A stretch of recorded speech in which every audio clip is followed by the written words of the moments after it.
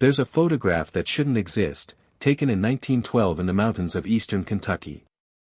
It shows a family reunion of the Fugate clan, 43 people gathered around a weathered farmhouse. Their faces bear an impossible shade of blue. Not painted blue, not bruised blue, born blue. Their skin the color of a winter sky, their lips darker than midnight. The photographer's hand trembled as he captured what locals had whispered about for generations but never dared to document. This wasn't a medical anomaly that struck once and disappeared. This was the result of something far more deliberate, far more disturbing. 3 centuries of bloodlines twisted back on themselves like a serpent devouring its own tail. 300 years of cousins marrying cousins, of brothers taking sisters as wives, of a family tree that had grown not outward toward the light, but inward into darkness so complete that nature itself rebelled. The Fugate family of Troublesome Creek didn't just live in isolation, they were isolation, cut off from the world not by mountains or rivers, but by choices made in the shadow of shame, generation after generation. What began as necessity became obsession. What started as survival became something that challenged the very foundations of human genetics. Tonight, we descend into the hollow where the Blue people lived. We'll trace the bloodline that became so tangled it created its own medical impossibility. We'll walk through graveyards where the headstones tell stories of marriages that were never meant to be, of children born carrying the weight of their ancestors' sins in their very blood. This is the story of America's most inbred family. A tale so disturbing that even today, nearly a century after that photograph was taken, the mountain people still speak of the Fugates in hushed tones. Some secrets are buried in the earth. Others are carried in the blood, passed down like a curse that grows stronger with each generation. The blue skin was just the beginning. What we've uncovered about the Fugate family tree will make you question everything you thought you knew about the hidden corners of American history. Welcome to the hollow where nature's laws were broken, and the price was paid in blue blood. The story begins in 1820, when Martin Fugate arrived in the remote hills of eastern Kentucky. He carried with him a secret written in his very DNA, a recessive gene that lay dormant, waiting. Martin wasn't blue.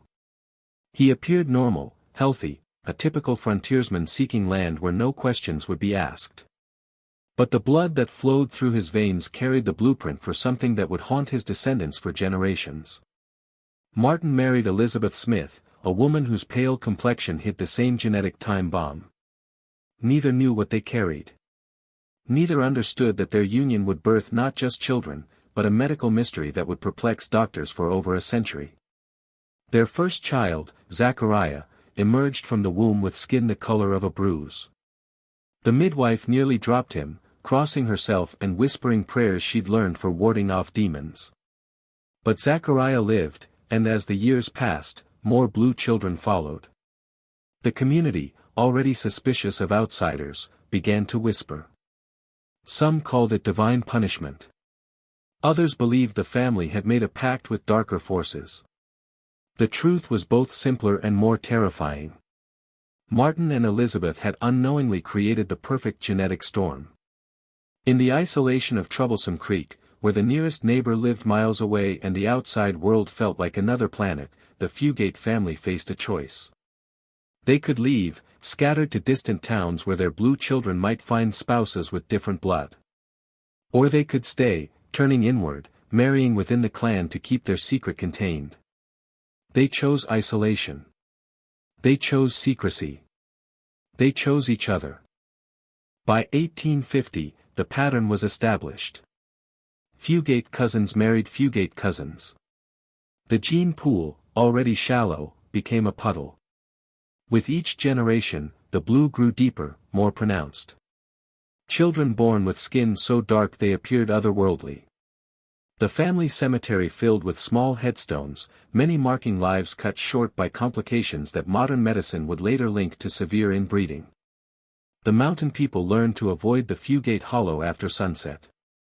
They spoke of strange sounds echoing through the trees, of blue figures moving like ghosts among the shadows. What they didn't know was that the Fugates were creating something unprecedented in American history, a family so genetically isolated that they were evolving backward, becoming less human with each passing generation. By 1880, the Fugate family tree had become something no botanist would recognize. Branches that should have grown apart had twisted together, creating knots that defied nature's design. Zachariah Fugate, the first blue child, married his own cousin. Their children married each other. Aunts became wives. Uncles became fathers-in-law. The distinction between relative and spouse had blurred beyond recognition. The records that survive from this period read like a genealogist's nightmare. Birth certificates list fathers who were also grandfathers, mothers who were simultaneously sisters and wives. The courthouse clerk in Hazard, Kentucky, began requiring double documentation for Fugate marriages. Unable to believe that families could become so entangled, one marriage license from 1883 shows that the bride and groom shared not just the same last name, but the same 4 grandparents. Luna Fugate, born in 1888, represented the pinnacle of this genetic concentration. Her parents were double first cousins, their fathers were brothers, their mothers were sisters. Luna's skin was so blue it appeared purple in certain light. But it wasn't just her appearance that marked her as different. Luna never learned to speak properly, communicating mostly in grunts and gestures. Her spine curved unnaturally, forcing her to walk hunched over like something emerging from a cave. She lived to be 91, a walking testament to what happens when human bloodlines become too pure. The family developed their own language of sorts, a mixture of broken English and sounds that seemed to bypass human vocal cords entirely. They understood each other perfectly, but outsiders found their speech nearly incomprehensible. It was as if they were becoming their own species, adapted to the darkness of their hollow and the suffocating closeness of their shared blood. Children born to the Fugates in this era faced challenges beyond just their blue skin. Heart defects were common. Mental disabilities ran through the family like a river. Many died in infancy, their tiny bodies unable to sustain life with blood so concentrated, so lacking in genetic diversity. The family cemetery expanded yearly, filled with small graves that marked not just individual deaths, but the slow death of human genetic potential. Yet still they continued. Still they married within the clan. The outside world had ceased to exist for them entirely. They had become prisoners of their own blood, trapped in a cycle of reproduction that grew more dangerous with each generation. The turn of the 20th century brought no relief to the Fugate bloodline. If anything, the isolation deepened. By 1900, there were over 200 blue-skinned Fugates scattered across the hollows of eastern Kentucky. But their world had shrunk to the size of a few mountain ridges. They had created their own ecosystem of genetic horror where normal human reproduction had become biologically impossible. Dr. Madison Cawen would later document what he found when he first encountered the Fugates in 1960. His medical notes, preserved in the University of Kentucky archives, read like something from a horror novel: children with 11 fingers, adults whose hearts beat irregularly because the muscle had developed abnormally in the womb, women who gave birth to babies that lived only hours, their bodies too damaged by genetic repetition to sustain life. But perhaps most disturbing was what the family had become psychologically. They moved differently than normal humans, slower, more deliberately, as if their thoughts had to travel through thick blood to reach their limbs. They rarely made eye contact, even with each other. When they spoke, which was infrequently, their voices carried a flat, emotionless quality that suggested something fundamental had been lost in their genetic compression. The family had developed rituals around death that revealed how normalized genetic failure had become. When babies were born with severe deformities, they weren't mourned in the traditional sense. Instead, the family would gather in silent acceptance, as if such tragedies were as natural as the changing seasons. They had learned to expect the worst from their own blood, and their blood rarely disappointed them. Local doctors refused to treat the Fugates after 1905, when Dr. Samuel Morrison examined a newborn and documented that the child possessed characteristics he had never seen in the medical literature. The baby's blood was so thick with concentrated genetics that it moved sluggishly through tiny veins. Morrison burned his notes and never spoke of the examination again, but his assistant later revealed that the doctor had nightmares for months afterward. The Fugits had reached a point where they were no longer quite human, but they weren't dead either. They existed in a liminal space, sustained by genetics so inbred that they had created their own biological category. They were living proof that some boundaries should never be crossed.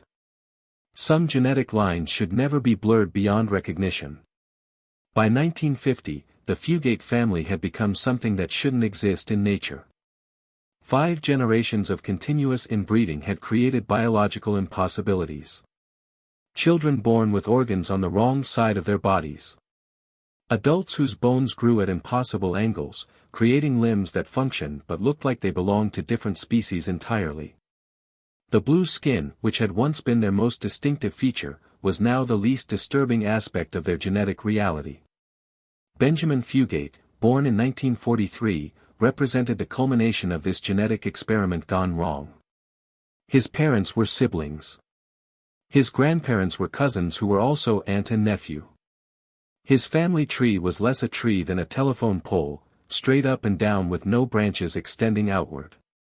Benjamin's blood was so genetically concentrated that when he cut himself, the wound would barely bleed.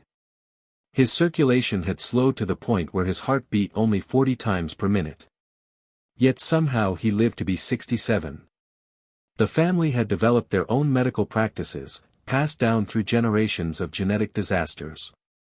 They knew which herbs could ease the breathing problems that plagued most blue children. They understood how to set bones that grew crooked from birth. They had learned to deliver babies that might survive despite carrying the accumulated genetic damage of centuries. They had become experts in managing their own biological breakdown. But perhaps most haunting was how normal this had all become to them. When children were born with severe disabilities, the family showed no surprise, no grief. They had accepted that their bloodline produced monsters, and they continued breeding anyway. They had chosen genetic purity over genetic health. And by 1950, that choice had created a family that existed outside the normal boundaries of human biology. If you're still watching, you're already braver than most. Tell us in the comments what you would have done if this was your bloodline. Would you have broken the cycle? Or would the weight of tradition have trapped you too? The answer matters more than you might think. Because by the 1950s, the Fugates weren't just a medical curiosity. They had become a warning about what happens when human beings prioritize blood purity above all else. They were living proof that some genetic experiments should never be conducted. Some family traditions should never be continued. The beginning of the end came in 1960, when Dr. Madison Cawen arrived in the hills of eastern Kentucky on a mission that would expose the Fugate family to the outside world for the first time in over a century. Cawen had heard rumors of the Blue People, stories passed down through generations of mountain folk who claimed to have seen families with skin the color of midnight. Most doctors dismissed these tales as folklore. But Cawen was different.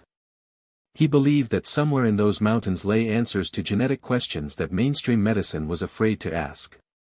What he found shattered everything he thought he knew about human genetics. In a remote hollow near Troublesome Creek, he discovered not just one or two blue individuals, but an entire family system that had turned inbreeding into an art form. The Fugates didn't just marry cousins. They had created a closed genetic loop where every member of the family was related to every other member in multiple ways simultaneously. Cawen's documentation revealed the true scope of the genetic damage. He found families where the average IQ had dropped below 70. Children born with hearts that had only 3 chambers instead of 4. Adults whose skeletal systems had developed so abnormally that they couldn't stand upright. The blue skin, he realized, was merely the visible manifestation of genetic destruction that ran much deeper than appearance. But most disturbing to Cawen was the family's reaction to his presence. They weren't ashamed of their condition. They were proud of it. They spoke of their blue skin as a mark of purity, a sign that their bloodline hadn't been contaminated by outsiders. They had convinced themselves that their genetic isolation made them superior, even as their bodies proved the opposite with each generation. The doctor's notes, sealed for decades due to their disturbing content, reveal a family that had crossed a line from which there could be no return. By 1960, the Fugates possessed DNA so concentrated, so repeatedly folded back on itself, that they had essentially created their own subspecies. They were the end result of what happens when human beings reject genetic diversity in favor of genetic purity, and the result was a family that barely qualified as human anymore. Kewin left the mountains changed forever. His final report, submitted to a medical journal but never published, contained a warning that reads like prophecy: "What I found in those hills represents not just a medical anomaly, but a glimpse into humanity's darkest genetic possibilities." Today, the last of the blue Fugates are gone. Benjamin Fugate died in 2009, taking with him the final visible reminder of what 3 centuries of inbreeding could create. But the story doesn't end with his death. It echoes through the mountains of Kentucky like a ghost that refuses to rest. The hollow where the blue people lived still stands empty, their abandoned houses slowly being reclaimed by the forest, as if nature itself is trying to erase the evidence of what happened there. The genetic legacy of the Fugates extends far beyond their blue skin. Modern genealogical research has revealed that their bloodline, concentrated through centuries of intermarriage, created genetic markers that appear nowhere else in human history. They had become a closed genetic experiment. A family that evolved in isolation until they were no longer entirely human.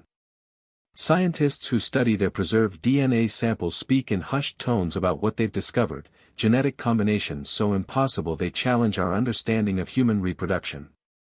But perhaps the most chilling aspect of the Fugate story is how easily it could happen again. In our modern world of genetic testing and medical awareness, we tell ourselves that such extreme inbreeding is impossible. Yet isolated communities still exist. Religious groups that marry only within their faith. Families that prioritize bloodline purity above genetic health. The Fugates weren't an anomaly. They were a warning about what happens when human beings choose genetic isolation over genetic diversity. The mountain people say that on certain nights, when the fog rolls through Troublesome Creek, you can still see blue figures moving through the trees. Ghosts of a family that pushed human genetics beyond its breaking point. Spirits of children who were born carrying the weight of their ancestors' choices in their very blood. The locals venture won't go near the old Fugate homestead after dark, claiming that the land itself remembers what was done there. The Fugates created something that science is still struggling to understand. A family so genetically concentrated that they existed at the very edge of human possibility. They were the end result of what happens when blood purity becomes more important than genetic health. When family tradition matters more than the welfare of future generations. They were America's most inbred family, and their legacy serves as a warning that echoes through time. Some secrets should stay buried. Some genetic lines should be allowed to end. The blue people of Kentucky proved that there are boundaries in human genetics that should never be crossed, consequences that last for generations, and prices that are paid not just by those who make the choices, but by every child born into their bloodline. Their story ends not with redemption, but with extinction.